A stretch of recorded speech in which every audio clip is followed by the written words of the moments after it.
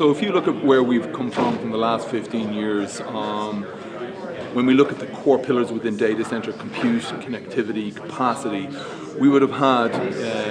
owners within those practices focus very much down into and stovepipe down into their very practices. I think businesses who adopt a data-driven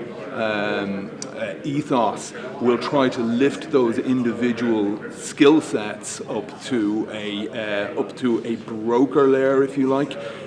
which is very service-centric and looking into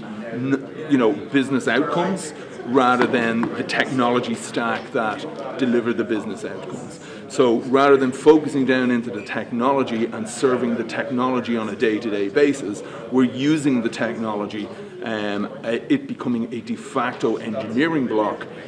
to enable us to embrace a digital outcomes point of view rather than just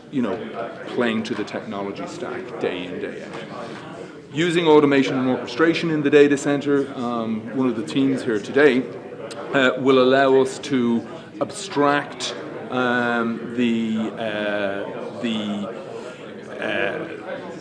manual tasks that happen in a data center every day and automate those tasks and bring an orchestration engine underneath them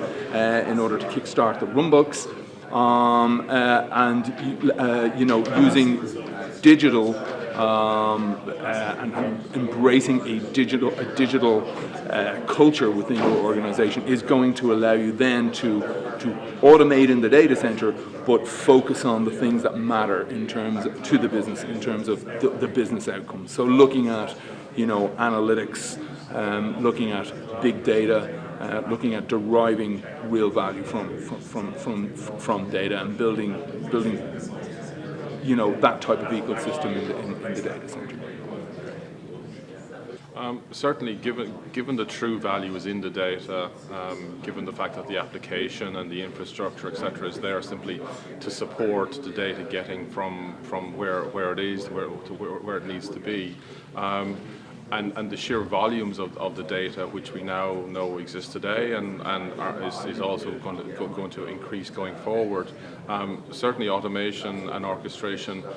can play a significant part in terms of managing that data, in terms of sanitizing that data, in terms of getting it to where it needs to be, both from a production and from a recovery perspective, and do that all in a cost-effective, automated fashion. And have it happen in such a way that from a time to value, time to market perspective, it's fully available as and when is required, but it's also fully recovered, fully backed up also.